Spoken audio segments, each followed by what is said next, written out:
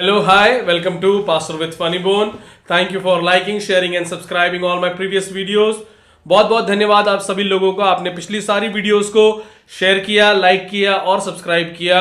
आपके बहुत प्यारे कमेंट्स भी आते हैं, उसके लिए भी बहुत बहुत धन्यवाद। आप अपना समय हमारी वीडियोस को देते हैं। परमेश्वर आप लोगों को बहुत आशीषित करे, अनुग्रहित करे। आज का मेरा विषय है, क्या किसी को भी मारना सही है या नहीं?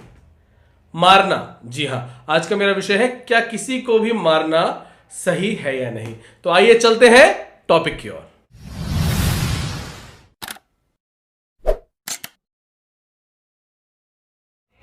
मैं आप लोगों के बीच में पढ़ना चाहता हूं gospel of Matthew chapter 5 versus 39।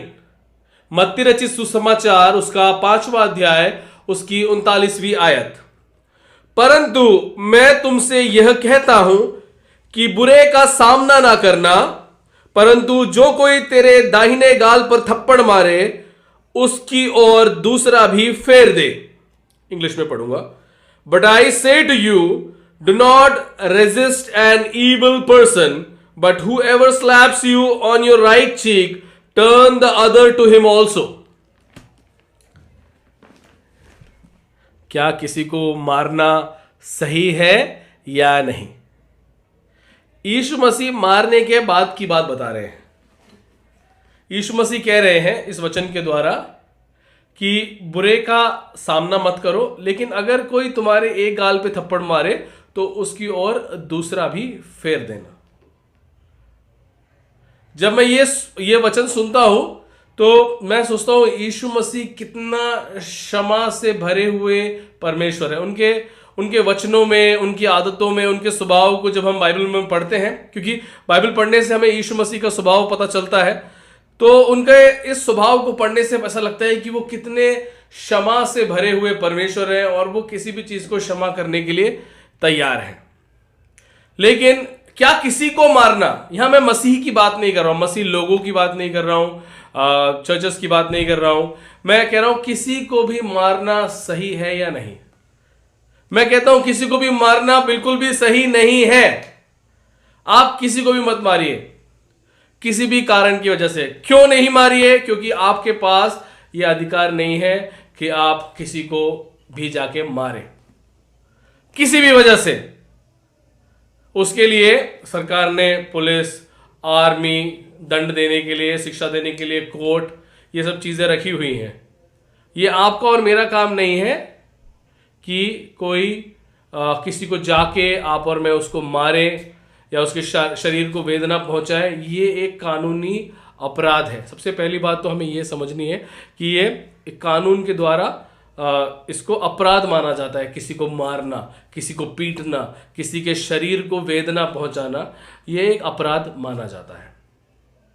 लेकिन उसके बावजूद भी अगर आपको कोई मार देता है, होता है ना, मेरे हाथ कानून से भी बड़े हैं बोलने वाले लोग होते, वो अगर आपको आके मार देता है तो उसके बाद की बात यीशु मसीह मत्ती रचित सुसमाचार उसके 5वें अध्याय की 39वीं आयत में, Gospel of Matthew chapter 5 verse 39 में इस प्रकार से लिखा है, बुरे का सामना मत करो, लेकिन अगर कोई तुम्हारे एक गाल पे थप्पड़ मारे तो उसकी ओर दूसरा गाल भी फेर देना। देखिए, अगर उसने गलती से या अत्यधिक गुस्से में या जल्दबाजी में आकर मार दिया है आपको, कभी कभी होता है कुछ बौखलाए हुए लोगों से हम अपने जीवन में मिलते हैं जिनको खुद का कुछ पता नहीं होता है, लेकिन किसी और के कहने पर चलने वाले लोग जिन्हें हम जानते हैं, वो दूसरों की बातों में आकर जल्दी एक्शन ले लेते हैं। और उस एक्शन का एक छोटा सा एग्जाम्पल है कि वो किसी को मारने, पीटने के पीछे रुकते नहीं है, वो जाके मार देते हैं। अगर वो वास्तविकता में किसी के भड़काए हुए से या गुस्सा हो जाने से या किसी हड़बड़ी में आकर उसने आपको मार दिया है, अगर आप उसकी तरफ अपना दूसरा गाल करेंगे तो वो हो सकता है एक बार को रुक जाए,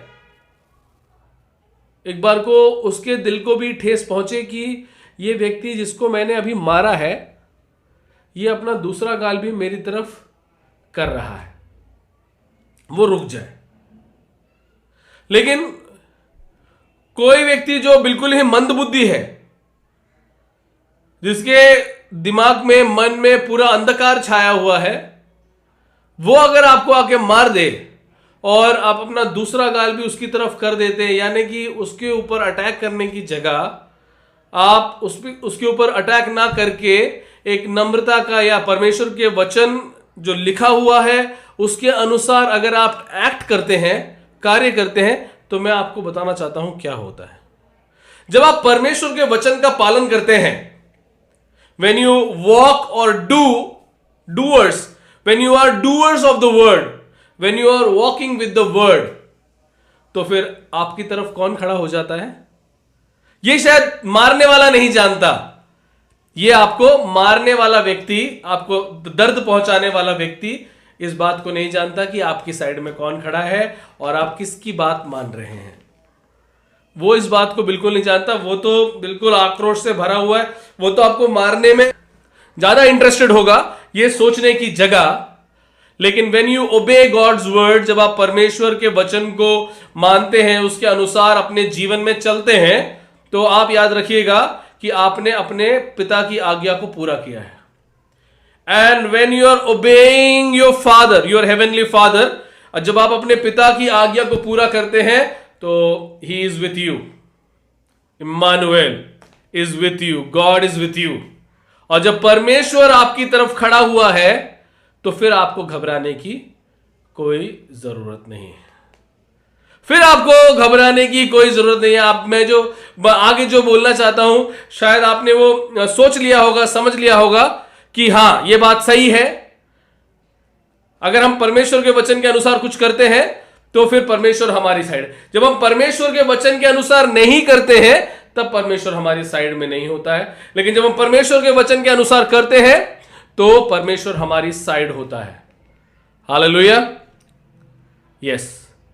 मैं बिल्कुल उसी एग्जाम्पल की ओर आने वाला था कि जब गोलियात, एक फलिस्तीनी व्यक्ति, सारे परमेश्वर की सेनाओं को, परमेश्वर के लोगों को के ऊपर चिल्ला रहा था, उन्हें जलील कर रहा था, उन्हें नीचा दिखा रहा था, तब वहां पर वो बालक दाऊद उतरता है और कहता है कि मैं सेनाओं के यहोवा के नाम से आया हूं। वो वहां पे उतर, और देखिए मैं आपसे कह रहा हूं ना, जब आप परमेश्वर के वचन को मानते हैं, परमेश्वर को अपने आगे रखते हैं, परमेश्वर के वचन के अनुसार आप अपने जीवन में चलते हैं, जैसे अब्राहम, इसहाक, याकूब, दाऊद, ये सब लोग चले हैं, तो परमेश्वर अपनी सामर्थ में आपके साथ आ जाता है। और क्या हुआ बाकी तो आप जानते हैं इस बाइबल को, इस बाइबल की कथा को। वो फिर से मैं बताना चाहूंगा, ये बाइबल में पुराने नियम में एक इंसिडेंट है जो हुआ, जहां पर गोलियात नाम का व्यक्ति पूरे इजरायली लोगों को नीचा और जलील दिखा रहा था। वहां पर एक लड़का दाऊद, जो कि एक चरवाहा है, जिसका शमूएल भविष्यवक्ता ने अभिषेक किया है, वो वहां उतर जाता है और अपने गोफन से एक पत्थर को लपेटकर गोलियात की तरफ फेंकता है। कोई आपको मारे, कोई आपको जलील करे, कोई आपको नीचा दिखाए, पलटा लेने के लिए मत जाइए। Don't go for revenge, because when you don't go for revenge, automatically you are following God's word. आप खुद ब खुद परमेश्वर के वचन का पालन करना शुरू कर देते हैं। क्रूस पर लटका दिया, मारा, पीटा, किसी प्रकार का बदला नहीं लिया, बोला प्रभु मैं इन्हें क्षमा करता हूं क्योंकि ये नहीं जानते कि ये क्या कर रहे हैं। पिता मैं इन्हें क्षमा करता हूं। वो है एक क्रिश्चियन एटीट्यूड। इसलिए मैं कह रहा हूं, जब आपको कोई मारे, आपको कोई जलील करे, आपको कोई नीचा दिखाए, मानसिक तौर से, शारीरिक तौर से, शारीरिक वेदना पहुंचाए, उसका पलटा लेने के लिए मत जाइएगा, क्योंकि उनको ये नहीं पता है कि आपके साइड में कौन खड़ा है। लेकिन आपको ये बात पता है कि आपके साइड में कौन खड़ा है, क्योंकि आपने परमेश्वर के वचन का पालन किया है।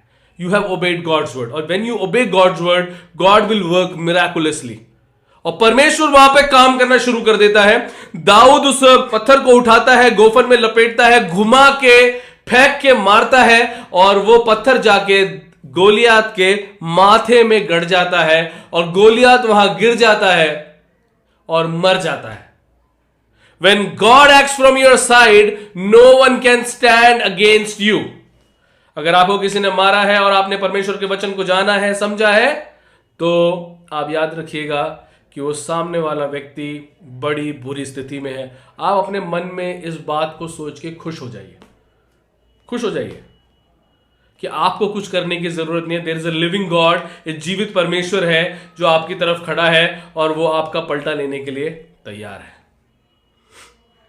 दूसरी बात, जब आपको कोई मारता है और आप भी उसको उसी ही द्वेष के साथ और गुस्से के साथ मार दें, तो फिर ये लड़ाइयां कभी खत्म होगी नहीं। ये लड़ाइयां फिर कभी खत्म होंगी नहीं। ये लड़ाइयां चलती रहेंगी। वो आपको मारेंगे, आप उन्हें मारेंगे, आपके बच्चे उन्हें मारेंगे, उनके बच्चों को मारेंगे, उनके बच्चे आपके बच्चों को मारेंगे। और ये द्वेष और ये सब चीजें अंत तक जाएंगी और इसका परिणाम और कुछ नहीं है, धन की, समय की, ताकत की, सबकी बर्बादी है। आपने सुना होगा खानदानी लड़ाइयों के बारे में। उसके बाप की लड़ाई हमारे बाप के साथ थी, अब उनके बेटों की लड़ाई हमारे साथ है, और फिर हमारे बेटों की लड़ाई उनके साथ है। और हम अभी पहले मारते थे एक दूसरे को, अभी हम कोर्ट में जाके गाली देते हैं एक दूसरे को, अभी हम सड़क पे खड़े होकर गाली देते हैं एक दूसरे को। इससे होता कुछ नहीं है। आपका मान सम्मान, आपका धन, आपकी ताकत, आपकी शक्ति, आपकी इज्जत सब बर्बाद होती जा रही है। टू अवॉइड ऐसी चीजों को अपने से अलग रखने के लिए, वो भी उनके फायदे के लिए नहीं कह रहा हूं मैं, ये बात उनके फायदे के लिए नहीं, आपके फायदे के लिए, जिसने मार खाई है उसके फायदे के लिए कह रहा हूं। ऐसे लोगों से अपनी जिंदगी को बचाने के लिए भी कोई फर्क नहीं पड़ता है अगर वो आपको शारीरिक वेदना भी पहुंचाते हैं, जाने दीजिए। क्योंकि उनको मारने से आप सिर्फ कीचड़ पे पत्थर फेंक रहे हैं। कीचड़ पे पत्थर फेंकने से छींटे दूसरों की तरफ भी जाती है और अपनी तरफ भी आती हैं। इसमें हमारा नुकसान है, हमारे कपड़ों का नुकसान है, हमारे परिवार का नुकसान है, हमारे जीवन का नुकसान है, हमारे समय, हमारे धन का नुकसान है। तो अपना नुकसान कराने के लिए हम आगे बढ़ेंगे नहीं, बिल्कुल भी। पहली बात क्या थी? पहली बात थी लेट गॉड एक्ट। परमेश्वर को कार्य करने दीजिए, क्योंकि आप परमेश्वर का वचन मान रहे हैं, परमेश्वर के वचन के अनुसार चल रहे हैं, तो परमेश्वर को अपना कार्य करने चाहिए। दूसरी बात क्या थी? दूसरी बात यह है अपना नुकसान नहीं करेंगे। किसी को मार के उन्होंने मार दिया हमको, कोई बात नहीं, लेकिन हम उनको मार के अपना नुकसान नहीं करेंगे, बिल्कुल भी अपना किसी भी प्रकार का नुकसान हम लोग नहीं करेंगे, क्योंकि वो नुकसान हमारे जीवन, हमारे परिवार और हमारे बाकी सब लोगों को भी उतना ही इफेक्ट करेगा जितना हमको किया है। तो बड़े बड़े मायनों को देखते हुए हम उनसे बदला नहीं लेंगे। तीसरी बात, बहुत से लोग ऐसा सोच रहे होंगे, अरे यार ये मैं क्या बोल रहा हूं, इसका मतलब हम लोग जुल्म सहते रहेंगे क्या? इसका मतलब हमें कोई भी आके मार सकता है? अगर ये बात किसी को पता चल गई कि हम तो जुल्म सहने वाले लोग हैं, तो ये दुनिया ऐसी है कि हमें अपने जुल्मों के नीचे दबा देगी। तो उन लोगों से मैं सिर्फ एक ही बात कहना चाहूंगा और बड़े दुख के साथ कहना चाहूंगा कि मेरे प्रिय भाइयों और बहनों, प्लीज परमेश्वर का वचन पढ़ लो। आपके ऊपर कोई जुल्म डाल नहीं सकता, आपको कोई परेशान कर नहीं सकता, आपके ऊपर किसी प्रकार की विपत्ति को परमेश्वर आने नहीं देगा। अगर आ गई है तो उसका निवारण परमेश्वर आपको देगा। हम क्या है ना कि अक्सर विश्वास के बारे में बातें तो बहुत बड़ी बड़ी करते हैं। विश्वास ऐसा होना चाहिए, विश्वास राई के दाने के बराबर होना चाहिए, मुझको बहुत विश्वास है, मैं बहुत विश्वास करता हूं, मैं बहुत विश्वास करती हूं, और वैसा हम प्रचार भी करते हैं। बट इन रियलिटी, वास्तविकता में जो हम प्रचार करते हैं या जो हम बोलते हैं, उसका 5% भी हम अगर खुद पे अप्लाई करेंगे तो वो बहुत सफल और सक्षम हो जाएगा। अगर आप वास्तविकता में इस जीवित परमेश्वर के वचन पर विश्वास करते हैं, बिलीव, परमेश्वर के वचन पर आपको भरोसा है, तो आप विश्वास कीजिए कि आपके जीवन में आई हुई उस मार का निवारण परमेश्वर देगा। परमेश्वर देगा। जैसे शाऊल के जीवन को बदला था, पौलुस का जीवन बना दिया था, और ऐसा जीवन बना दिया कि वो कईयों को प्रभु में आगे बढ़ाने वाला और कईयों से मार खाने वाला बन गया। ठीक है, तो पहली बात याद रखिएगा कि when God is on your side, when you're obeying God's word, जब परमेश्वर आपके साथ है और आप परमेश्वर के वचन का पालन करते हैं, तो आपको घबराने की जरूरत नहीं है, because on the other side he doesn't know who is standing with you। वो नहीं जानता है कि आपके साथ कौन खड़ा हुआ है। दूसरी बात मैंने आपको बताई कि बदला लेने के लिए आगे मत बढ़िएगा, उससे आपका नुकसान है। अपना नुकसान मत कीजिएगा ऐसी लड़ाइयों में फंसकर, ऐसे झगड़ों में फंसकर, वो कुछ भी नहीं है, वो उसमें अपना नुकसान मत कीजिए बिल्कुल भी। तीसरी बात, God is having solution for everything. परमेश्वर के पास, परमेश्वर के वचन में हर तरह का सोल्यूशन है। अगर आप इसे पढ़ेंगे तो आप समझेंगे और कि परमेश्वर अपने लोगों को किस तरह से विपत्तियों में से, परेशानियों में से, दुखों में से, मार में से निकालता है, आगे बढ़ाता है, आगे चलाता है। मैं विश्वास करता हूँ मेरे द्वारा बोला गया पवित्र बाइबल का ये वचन आप लोगों को पसंद आएगा, आप लोग आशीषित होंगे, अनुग्रहित होंगे, और इसको पूरा देखिएगा, शेयर कीजिएगा, लाइक कीजिएगा, सब्सक्राइब कीजिएगा। परमेश्वर आपको बहुत आयत से बढ़ाए और आशीषित करे। पास्टर विद फनी बोल।